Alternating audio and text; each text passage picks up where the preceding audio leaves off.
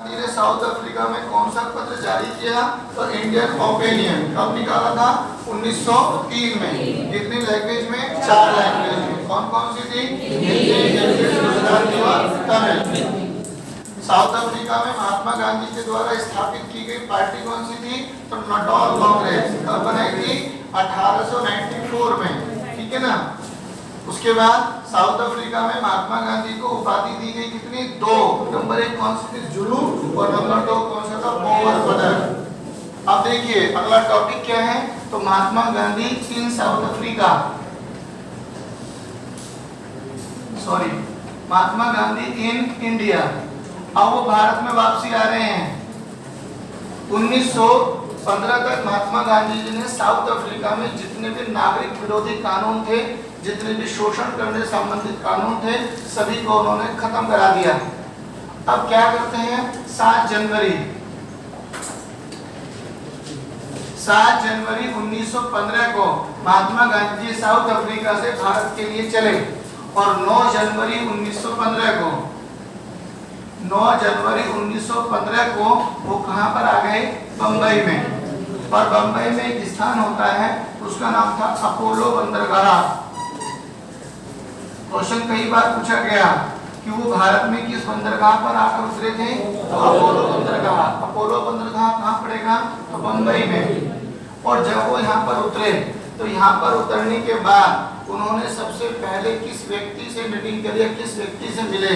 तो सबसे पहले आने पर मिले थे किससे? तो गोपाल कृष्ण गोखले से। सबसे पहले इनसे मिले। और यही गोपाल कृष्ण गोखले कौन है? तो आपके महात्मा गांधी के राजनीतिक गुरु। ये राजनीतिक गुरु हैं भाई। अगर पूछा जाए महात्मा गांधी के राजनीतिक गुरु कौन थे? तो गोपाल कृष्ण गोखले। लेकिन अगर पूछा जाए महात्मा गांधी के आध्यात्मिक गुरु,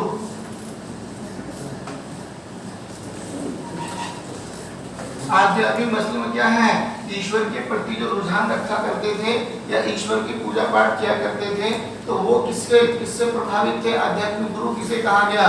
तो ध्यान देना, भारत में नहीं, वर्ल्ड में सबसे अधिक लैंग्वेज में ट्रांसलेट होने वाली बुक बाइबल,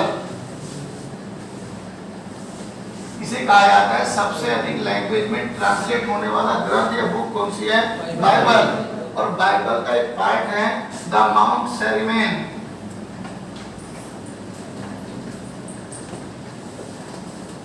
द माउंट सेरिमेन मतलब क्या है? हम क्या पढ़ रहे हैं भाई? Modern history. और मॉडर्न हिस्ट्री का एक पार्ट कौन सा है? Political movements. ऐसे हम कहें तो बुक कौन सी थी? बाइबल। तो बाइबल का पार्ट कौन सा था? तो द माउंट सेरिमेन। तो द माउंट सेरिमेन क्या था? महात्मा गांधी का आध्यात्मिक गुरु। लेकिन महात्मा गांधी के जीवन पर आध्यात्मिक प्रभाव किसका पड़ा? उनकी माता का। क्या कहा था? मैंने बताया था आपको, माता का नाम क्या था? पुतलीबाई। और पुतलीबाई किस धर्म से मानने वाली थी? जैन धर्म को। और मैंने आपसे बताया था कि महात्मा गांधी पर आध्यात्मिक प्रभाव सबसे ज्यादा किसका पड़ा? तो उनकी माता जी का। लेकिन आध्यात्मिक गुरु कौन था? तो द माउंट सेरिमेन पार्ट है। द पार्ट ऑफ किसका है? तो बाइबल का। तो जब वो गोपाल कृष्ण गोखले से मिले तो गोपाल कृष्ण गोखले से उन्होंने राजनीतिक सलाह ग्रहण करी, यानी कि राजनीति के संबंध में कुछ टिप्स ली। तो टिप्स ली तो गोपाल कृष्ण गोखले ने उन्हें सलाह दी। उन्हें क्या सलाह दी? उनसे कहा कि आप 21 साल का साउथ अफ्रीका में प्रवास ग्रहण करने के बाद भारत लौटे हैं। जिस समय पर आप भारत को छोड़कर गए थे उस समय पर अंग्रेजों की पॉलिसी कुछ और थी, लेकिन अब 21 साल के अंतराल में उन्होंने अपनी पॉलिसी को काफी हद तक चेंज कर दिया है। यानी कि जो सोच वो हमारे भारतीय व्यक्ति के विषय में पहले रखा करते थे, अब उस सोच से बिल्कुल उलट कार्य कर रहे हैं। इसलिए आप पूरी तरह से भारत के लिए एक नए व्यक्ति के समान हैं। इसलिए मेरी आपको सलाह है कि आप 1 साल तक अपना मुंह बंद रखें, आंख और कान खुले रखिए। कहने का मतलब है आप चीजों को यहाँ पर जज कीजिए, यहाँ पर चीजों को देखिए कि प्रॉब्लम क्या है और प्रॉब्लम का समाधान क्या होगा। यानी कि चीजों को सुनो और चीजों को देखो, लेकिन किसी भी तरह का कोई मूवमेंट मत करो। तो क्वेश्चन क्या था, महात्मा गांधी जी ने किसके कहने पर कोई भी मूवमेंट 1 वर्ष तक नहीं किया? किसके कहने पर? गोपाल कृष्ण गोखले के। और महात्मा गांधी के द्वारा किया गया भारत में पहला आंदोलन जो था, उस आंदोलन का नाम है मेरे भाई चंपारण आंदोलन। चंपारण आंदोलन कब हुआ था? 1917 में। अब आए कब थे? 1915 में। तो 15 से 17 तक बिल्कुल साइलेंट रहे। किसके कहने पर रहे? तो गोपाल कृष्ण गोखले के। तो गोपाल कृष्ण गोखले के कहने पर महात्मा गांधी जी ने 15 वर्ष कोई भी मूवमेंट नहीं किया। और उनके द्वारा किया जाने वाला पहला आंदोलन कौन सा था? चंपारण आंदोलन। इसे गांधी का पहला किसान सत्याग्रह भी कहा गया, या पहला किसान आंदोलन भी कहा गया। ध्यान देना, गांधी के द्वारा किया गया पहला आंदोलन, गांधी के द्वारा किया गया पहला किसान सत्याग्रह, लेकिन भारत का पहला किसान सत्याग्रह, बट भारत का पहला किसान सत्याग्रह वो कौन सा था? तो वो था मोकला आंदोलन इन 1813। लेकिन भारत का सफल होने वाला पहला किसान आंदोलन, पहला सफल किसान आंदोलन, तो उसका नाम है नील आंदोलन 1859 इन बंगाल। और ये कहां पर हुआ था? इन केरल।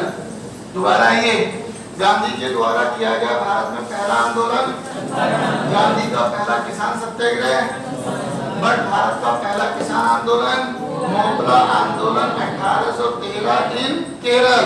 लेकिन भारत का सफल होने वाला पहला किसान आंदोलन तो नील आंदोलन 1859 इन बंगाल। क्लियर हो गया?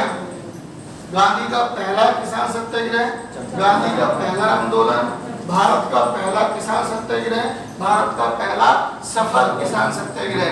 क्लियर हो गया? आइए, जब महात्मा गांधी 1915 को आए तो होता क्या है? कब चले थे महात्मा गांधी जी? 7 जनवरी को। कब आ गए? 9 जनवरी को। तो इसके विषय में एक बात सुनिए भैया, 2003 पर पहुंचते हैं हम लोग। 2003 में क्या हुआ? हमारे देश के प्रधानमंत्री बने मिस्टर अटल बिहारी वाजपेयी।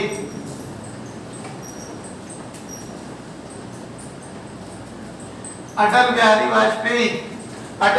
वाजपेयी ने 2003 में इस बात पर विचार विमर्श किया कि देश को आजाद कराने में महत्वपूर्ण लोगों में शामिल महात्मा गांधी जी, जिन्हें हम लोग राष्ट्रपिता कहकर संबोधित करते हैं। कौन बताएगा? महात्मा गांधी को राष्ट्रपिता किसने कहा? नेताजी सुभाष चंद्र बोस ने 1943 में रेडियो के माध्यम से उन्हें राष्ट्रपिता कहकर संबोधित किया था भाई। तो ध्यान देना, अटल बिहारी वाजपेयी ने कहा कि देश के एक महान योद्धा महात्मा गांधी, जिन्होंने भारतीय स्वतंत्रता संग्राम में अहम योगदान दिया, तो उनके साउथ अफ्रीका से भारत लौटने के सम्मान में कोई दिवस मनाया जाना चाहिए। और क्या हुआ? 2003 में हर वर्ष 7 जनवरी से लेकर 9 जनवरी तक 2003 से एक दिवस मनाने की घोषणा की गई। इसका नाम होता है भारतीय प्रवासी दिवस। तो क्वेश्चन क्या है? भारतीय प्रवासी दिवस कब मनता है? तो 7 जनवरी से 9 जनवरी तक। कब से मनाना स्टार्ट हुआ? 2003 से। मनाने की घोषणा किसने की? अटल बिहारी वाजपेयी ने। और क्यों करी? क्योंकि महात्मा गांधी जी 7 जनवरी 1915 को साउथ अफ्रीका से चले और भारत में कब आए? 9 जनवरी 1915 को। तो महात्मा गांधी जी के साउथ अफ्रीका से भारत लौटने के सम्मान में मनाया जाने वाला दिवस बराबर कब से? किसने करा? 2015 में हमारे प्रधानमंत्री मोदी जी बने तो 2015 में उन्होंने घोषणा करी कि भारतीय प्रवासी दिवस हर साल बनेगा, लेकिन हर साल भारत में नहीं बनेगा। मतलब एक साल भारत में, एक साल विदेश में बनेगा। आज की तारीख में ये व्यवस्था है कि एक साल अगर भारत में बनता है तो अगले साल कहाँ बनेगा? विदेश में। तो एक साल भारत में, एक साल विदेश में बनने की घोषणा किसने करी थी? तो आपके मोदी जी ने। और कब से की है? तो 2015 से। क्लियर हुआ? तो महात्मा गांधी जी के लौटने के बाद में बनाया गया दिवस कौन सा है? भारतीय प्रवासी दिवस। अब ध्यान देंगे, जिस समय पर महात्मा गांधी जी वापिस आते हैं तो उस समय पर एक बहुत बड़ी विकट समस्या के रूप में यहाँ पर विद्यमान थी। उसे क्या कहते हैं? तो फर्स्ट वर्ल्ड वार। 1915 में क्या चल रहा था? तो पहला विश्व युद्ध छिड़ा हुआ था। कौन बताएगा कितने विश्व युद्ध हुए? 2। पहला युद्ध होता है कब? तो 1914 से लेकर 1918 तक। दूसरा 1939 से लेकर 1945 तक। आज तक 2 ही वर्ल्ड वार हुए। पहला होता है 1914 से लेकर 1918 तक। दूसरा 1939 से लेकर 15 अगस्त 1945 तक चला। तो जिस समय पर महात्मा गांधी आए तो उस समय पर क्या छिड़ रहा था भाई? World war. अब देखिए, जब महात्मा गांधी गए थे तो महात्मा गांधी तो, या महात्मा गांधी की फैमिली तो ब्रिटिश गवर्नमेंट में बड़ा अच्छा रुतबा रखती थी। तो जब तो उनके फादर 3 रियासतों के दीवान थे, तो कहीं ना कहीं कह सकते हैं कि गांधी फैमिली में और ब्रिटिश गवर्नमेंट में बहुत अच्छे संबंध थे। जब 1915 में महात्मा गांधी वापिस आए तो आते ही क्या हुआ? ब्रिटिश गवर्नमेंट को इनके आने से पहले ही साउथ अफ्रीका में इनके द्वारा किए गए कार्य का पता लग चुका था और किस तरह से उन्होंने साउथ अफ्रीका में सफलता हासिल करी, इस बात की जानकारी ब्रिटिश गवर्नमेंट को हो चुकी थी। यानी कि महात्मा गांधी में एक प्रतिनिधित्व करने की क्षमता जो थी वो बहुत ही सुपर थी भाई। अब क्या होता है, जब महात्मा गांधी आए, महात्मा गांधी जी का जगह जगह पर सम्मान हुआ, तो ऐसी स्थिति में ब्रिटिश गवर्नमेंट ने इनके पास गई। यानी कि ब्रिटिश गवर्नमेंट ने इनसे कहा कि आप भारतीय नौजवानों को ब्रिटिश सेना में शामिल होने के लिए कहिए, और अगर वो हमारा फर्स्ट वर्ल्ड वार में समर्थन करेंगे या हमारी तरफ से भारतीय सैनिक लड़ेंगे तो हम जल्दी ही आपके लिए स्वतंत्रता प्रोवाइड कर देंगे। यानी कि गांधी के सामने प्रपोजल रखा। अब देखिए, एक व्यक्ति तो वो जो कि इनके प्रपोजल से बहुत अच्छी तरह से वाकिफ है, उसे पता है ये कहना कम है नट ज्यादा है, लेकिन जो एक व्यक्ति 21 साल साउथ अफ्रीका में रह के आया तो उसे तो उनकी नीतियों का भी पता ही नहीं था। तो उन्होंने सबसे पहले गांधी जी के सामने कहा कि गांधी जी, हम चाहते हैं आप भारतीय नौजवानों को प्रेरित करके हमारी ब्रिटिश सेना में भर्ती होने के लिए कहिए, और उनसे कहिए कि वो आप हमारी तरफ से सेकेंड वर्ल्ड वार में हमारा सहयोग करें, और अगर वो ऐसा करते हैं तो हम बहुत जल्द आपकी स्वतंत्रता के विषय में निर्णय लेंगे। महात्मा गांधी वास्तव में आ गए, क्योंकि आए थे नए। उन्होंने क्या काम किया? भारतीय नौजवानों को संबोधित करते हुए उन्हें ब्रिटिश सेना में भर्ती होने के लिए प्रेरित करा। जब उन्होंने ब्रिटिश सेना में भर्ती करने के लिए प्रेरित करा तो महात्मा गांधी जी उस समय पर नवयुवकों में काफी चर्चित व्यक्ति हुआ करते थे। उनके कहने पर हजारों भारतीय नौजवानों ने ब्रिटिश सेना में भर्ती हुए और फर्स्ट वर्ल्ड वार में क्या हुआ? उनको सपोर्ट कर दिया। तो महात्मा गांधी ने फर्स्ट वर्ल्ड वार में अंग्रेजों का सपोर्ट किया। तो इसके उपलक्ष्य में क्या हुआ?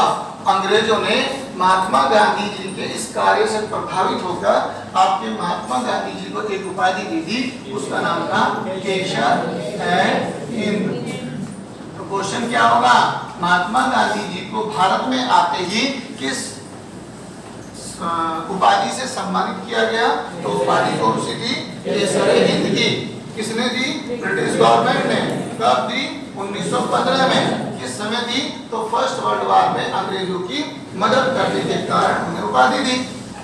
अब देखिए, उपाधि तो दे दी, लेकिन नवयुवक तो कहीं ना कहीं गांधी जी से बहुत ज्यादा प्रेरित थे। उन्होंने इसकी बात का समर्थन करते हुए अपने आप को भर्ती करा दिया, वर्ल्ड वार में लड़े भी। लेकिन जो यहाँ पर पूर्वज यानी कि जो बुजुर्ग थे वो तो महात्मा गांधी अंग्रेजों की नीतियों से बड़े अच्छे वाकिफ थे। उन्होंने गांधी जी को काफी समझाने का प्रयास किया कि गांधी इन अंग्रेजों की बातों में मत आ, बेकार है, कि नहीं करते, लेकिन गांधी नहीं माने। तो ऐसी स्थिति में क्या हुआ, उन बुजुर्ग नेताओं के द्वारा, बुजुर्ग व्यक्तियों के द्वारा गांधी को कहा गया भर्ती करवाने वाला दलाल।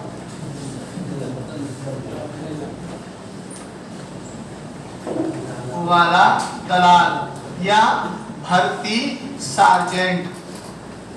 तो भर्ती सार्जेंट किसने कहा, तो भारतीय लोगों ने। क्यों कहा, क्योंकि फर्स्ट वर्ल्ड वॉर में अंग्रेजों के समर्थन करने के कारण भारतीय लोगों ने क्या कहा, भर्ती करवाने वाला दलाल या भर्ती करवाने वाला सार्जेंट कहा।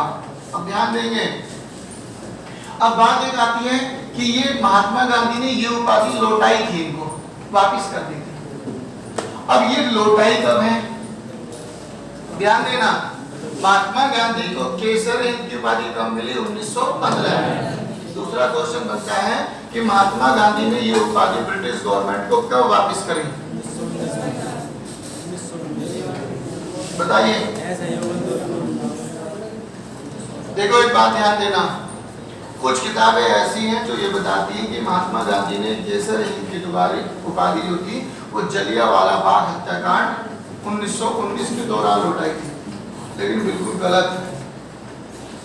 जब हम बात करते हैं इनके द्वारा ये केसर हिंद की उपाधि कब लौटाई, तो 1 अगस्त 1920 को महात्मा गांधी ने भारत में एक पहला जन आंदोलन स्टार्ट किया। महात्मा गांधी का पहला जन आंदोलन 1920 और इसका नाम क्या था, असहयोग आंदोलन। तो महात्मा गांधी के द्वारा किया गया पहला आंदोलन कौन सा था, पहला किसान आंदोलन। लेकिन पहला जन आंदोलन कौन सा था, जब 1 अगस्त 1920 को उन्होंने स्टार्ट किया तो उसी समय पर उन्होंने कहा कि मैं केसर हिंद की उपाधि को लौटाता हूँ। तो उन्होंने केसर हिंद की उपाधि कब लौटाई, तो असहयोग आंदोलन के समय पर in the time of 1 August 1920 clear हुआ। और यहीं पर उन्होंने जुलूम और बोअर पदक को भी वापस कर दिया। क्यों, क्योंकि साउथ अफ्रीका में जो उपाधि दी गई थी वो साउथ अफ्रीका किसके अधीन था, वो देश अंग्रेजों के। तो इसलिए जुलूम, बोअर पदक और केसर हिंद की उपाधि कब लौटाया महात्मा गांधी ने, वो लौटाया था 1920 को इन द टाइम ऑफ असहयोग आंदोलन। और असहयोग आंदोलन क्या था, महात्मा गांधी का पहला जन आंदोलन। से मतलब क्या है भाई, गांधी का पहला आंदोलन, गांधी का पहला जन आंदोलन, मतलब जी जनता यहाँ गधों के द्वारा किया गया। चंपारण बनाते आदमी ना, जनता ना थी, फिर तो ये जनता के द्वारा क्या होगा, जनता तो दोनों में थी, हैं? कौन बताएगा असहयोग आंदोलन को महात्मा गांधी का पहला जन आंदोलन क्यों कहा गया? बहुत बढ़िया।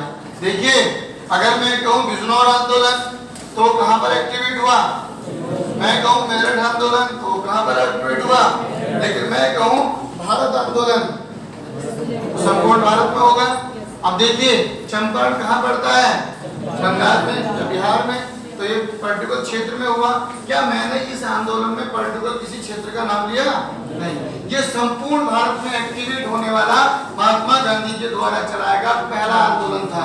ये पर्टिकुलर क्षेत्र में एक्टिवेट किया जाने वाला महात्मा गांधी का पहला आंदोलन। तो ये क्या था, एक लोकल क्षेत्र में एक्टिवेट हुआ, लेकिन ये संपूर्ण भारत में हुआ। ये भी पक्का है कि 1 अगस्त 1920 को स्टार्ट किया गया ये जन आंदोलन अगर चोरी चोरा कांड के कारण बंद ना होता 1922 में, तो जो स्वतंत्रता हमें जो 1947 में मिली है वो 1922-23 में ही मिल गई होती। ये पक्का था, क्योंकि ये एक ऐसा आंदोलन था जिसमें भारतीय समाज के हर समुदाय ने, हर जाति ने, हर वर्ग ने पार्टिसिपेट किया, हर व्यक्ति ने हर क्षेत्र से महात्मा गांधी का समर्थन किया। ये संपूर्ण भारत में एक्टिवेट हुआ। लेकिन 5 फरवरी 1922 को एक घटना घटी जिसे हम कहते हैं चोरी चोरा चोरा चोरी। एक क्वेश्चन पेपर में पूछा गया, ऑप्शन नंबर ए चोरी चोरा कांड, ऑप्शन नंबर बी चोरी चोरा चोरी कांड, ऑप्शन नंबर सी दोनों, ऑप्शन नंबर डी इनमें से कोई नहीं। वर्ड क्या है? गलती मत कर देना, चोरी चोरा है, चोरा चोरी नहीं। और जब दोनों वर्ड आएंगे ना ऑप्शन में तो आप कंफ्यूज हो जाओगे कि चोरी चोरा था, चोरा चोरी था। उसका जुगाड़ है। जुगाड़ क्या है? हम सभी ग्रामीण क्षेत्र से बिलोंग करते हैं, ठीक है ना। हमारी एक आदत है, हम एक वाक्य बोल लेंगे तो उसके साथ में गलत वाक्य बोल लेंगे। जैसे खाना वाना खा ले, पानी वानी पी ले, चल यार घूमने चल रहे हैं, घूमने ये जरूर है। एक सही बोलेंगे तो एक गलत, लेकिन एक सही नीति क्या है? हम लोग पहली बार में सही शब्द बोलेंगे, दूसरी बार में गलत। क्या हम क्या है? चल भाई वाना खाना खा ले, हम क्या कह रहे हैं? खाना वाना। चल भाई घूमने चल रहे हैं, नहीं कहते हैं, हम क्या कहेंगे? घूमने चल रहे हैं। जब मैं चोरी और चोरा की बात करूं तो सही वाक्य क्या है? चोरी है ना, तो सीधी सी बात क्या है? चोरी चोरा। तो चोरी चोरा कांड 5 फरवरी 1922, जिसके कारण पैसों आंदोलन को बंद कर दिया। धन्यवाद।